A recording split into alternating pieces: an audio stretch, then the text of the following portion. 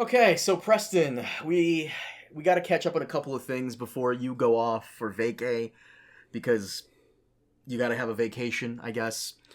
That's something you got to have.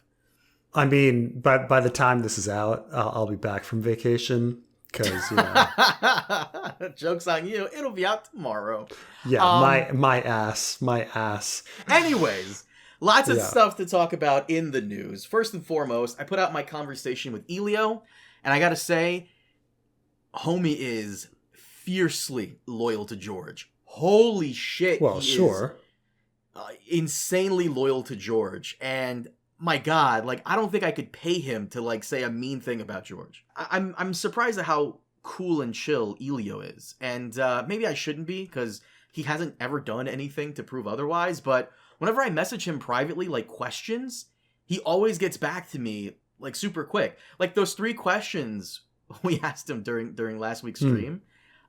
He answered all of them like the next day. Like he woke up, Yeah. typed those messages out to me, probably went back to bed. Yeah, he's a very kind guy. He's a very giving guy. I mean, keep in mind, he's Swedish. Swedes are pretty chill. I mean, he's Elio, he's Hispanic, living in Sweden. for how many years? How many years? I mean, he's Swedish now. I think he's a Swedish citizen. I don't know. I don't want to speculate over these things, but he's been in Sweden forever. So I consider him a Swede. I mean, if it were the reverse, right? If it were the reverse that like somebody was in America for 20 years, you'd be like, oh, they're American, right? So like, I know where you're going with this. You're pulling that. using me He's as an Swedish. example. He's Swedish.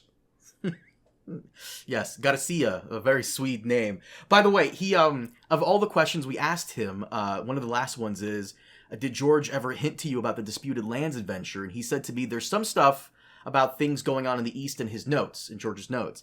He doesn't explicitly say anything about Dunk and Egg being involved, but also doesn't not say it. The fact that he even noted I mean, them made... the discussion you had with him definitely makes me rethink the Dunk and Egg stories. Specifically kind of the second wave of Dunk and Egg stories, like the ones in the Prince period. There's the Squire period, the Prince period, and the King period. And definitely the Prince period, it made me rethink them all, especially when he's like, oh, Aryan Brightflame is like a bigger part. There's a lot more to Aryan Brightflame. You're like, oh, well that changes like perspective on a lot of like what would be the next Dunk and Egg adventures. Like when, the Cell Sword, I hadn't thought about it before, but now it seems, looking at the evidence, that the Cell Sword is in the Disputed Lands and they were going to meet Aryan Brightflame in Aryan Brightflame's Cell Sword company. Like little shifts like that. Like had it not been, knowing that Aryan Brightflame was going to be a bigger role, you're like, oh, the story could be, anything at any time. It could be a Westeros sellsword company, and then, but once you kind of put it in the frame of no, it's Aryan Brightflame is this big character. You're like, oh, okay, so I see it's going to be dealing with that. We're going to be meeting the Second Sons and stuff like that. So, yeah, that shifted the thought on it. That there would be a Either George will write those stories, which I doubt he'll get to that because we got to get through Village Hero, then She-Wolves, and then like possibly go to the East. Either George gets through that, the next one would be the Cell Sword would probably be the next one after She-Wolves, but which would be the Disputed Land adventure. Yeah. Then it'll most likely be like we'll probably get to third that adventure Blackfire in the Rebellion show. would probably be after that, and then something like that. What I'm saying is we'll probably get to the show first. And the show would do, if the show is doing it. If we get that many seasons in the show, 100% the show will do it before George. There's a 0% chance that George will do it before the show. I mean, I give some chance that George would put out the Village Hero or She-Wolves before the show did Village Hero or She-Wolves, but I think there's a 0% chance that George will get to the Cell Sword. Really? You don't think he's going to Like, come on. Like, have faith. Come on.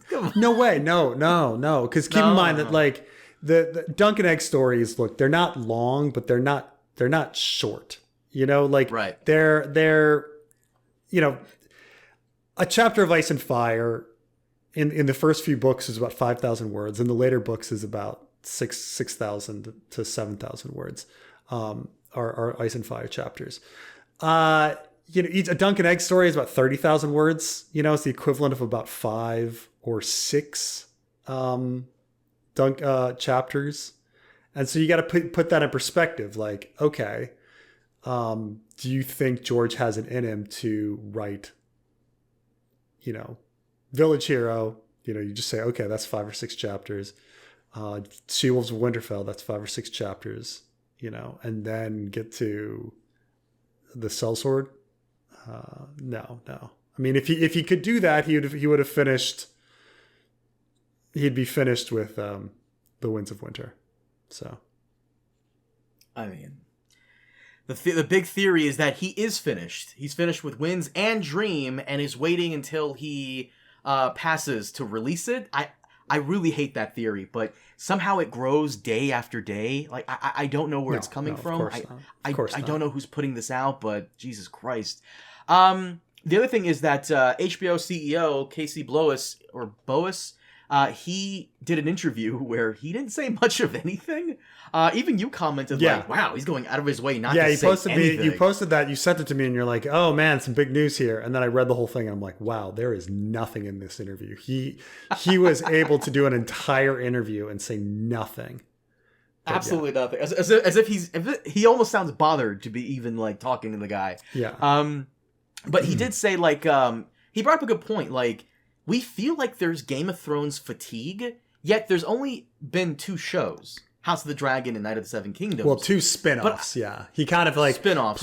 He placed it like that. Well, there's only been 2 spin-offs. Well, that's 3 shows. I mean, you're purposely trying to like push back the numbers here. But like... and keep in mind, the show was 8 seasons, you know? Like, Game of Thrones was 8 seasons. So it's not like... You know, when you... How you frame it. Like, yes, okay... There's been only 3 seasons of spinoff, and there's 8 seasons of show, you know, so depends how you frame it. It feels like a lot because it seems like every other week we're talking about a new spinoff announced. I mean, we didn't get to this one piece of news, but right here, March 3rd, a Game of Thrones movie is in the work at Warner Brothers. Bo Willimon from Andor is set to write the script. Like, another movie. And then I keep hearing rumors that the Arya Stark spinoff is back on, and they might take a look again at the Jon Snow spinoff. Like, it just feels like there's like new stuff coming every single fucking day. Why is it with Game of Thrones and Star Wars specifically, there are so many announced and canceled projects? Like, you know, maybe it's just the news thing where they're just... You find out about something that is related to Game of Thrones or Star Wars, and somebody writes an article about it, and then somebody has to write another article saying it's not happening. Well, with other shows that are thought about and then canceled, like, no one gives a shit. But I feel I don't hear that as much with Marvel. Like, I feel like I hear about a Marvel show, and then the Marvel show happens. You know, and that is true. And, you know, like, I haven't heard about too many canceled Marvel shows. I mean, Armor Wars, that one disappeared. Can you think of another? The Wakanda, wasn't there going to be a Wakanda series? Did that disappeared? I think that happened, and then like nobody cared. I think. Was it animated? It might have been. Maybe I don't it remember. Switched to animated or something. Anyway. But I feel like it's not as many. It's not as many as with Game of Thrones, where I can literally name 7 projects that have been thought about and canceled. Right? Has it been 7? Sea Snake, Nymeria, E.T., Jon Snow, Arya, Robert's Rebellion, Well. Here's the problem, right? So this is from Culture Crave, and they usually have their Blood Moon. Like, geez, Blood like Moon so many doesn't count. So many have happened and then didn't happen. You know. So Nine Voyages is being developed by Genndy Tartakovsky, and honestly, because that guy Genndy is involved, I'm excited. And before you ask, Preston has seen a Genndy production. He saw Star Wars Clone Wars, the 2002 animated show. Preston saw that, so he knows. Golden Empire was the one that they were thinking about doing, but we don't know. 10,000 Ships is still being written by Ebony Booth. Or Bonnie Booth, whatever her name is. And then, according to this, Aegon's Conquest, a rival version, is in the works.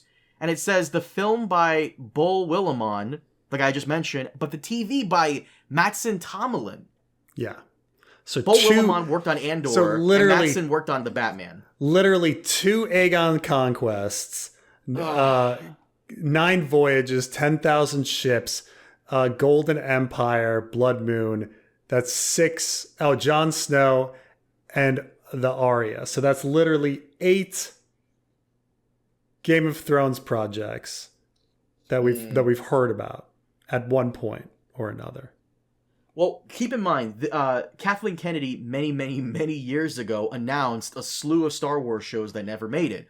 For various reasons. The D&D trilogy, right? Lando. You're right, Lando. Rangers of the New Republic, which I'm sure would have been done had the Rey sequels. That's still in production. They're still writing that. Rogue Squadron. Right. You're right. Taika Waititi's movie. Yeah, absolutely. Droid, a Star Wars story. They were going to give Rian Johnson another movie, right? And then it didn't happen. It didn't happen. So, so who knows? How many? And I said this to Elio in our conversation. I don't know if it's in part 1 or in part 2, but I said this to him, and I'll say it to you here. We are slowly becoming the Star Wars fandom. Where in the Star Wars fandom, I've said this to you before, in the Star Wars fandom, every fucking random-ass character has a backstory. It's like the fucking Tales of the Cantina. And the fans want every named character to have grub shitto, what do you call it? Shit grubbo. Love, yeah. Something. Flub, yeah, it doesn't matter. It doesn't matter. You know, the Tales from the Cantina, which I read. And it's not that all the stories sucked. They didn't. But it's a ridiculous premise that every single motherfucker in that cantina has this fascinating story that was so integrated into the Star Wars universe.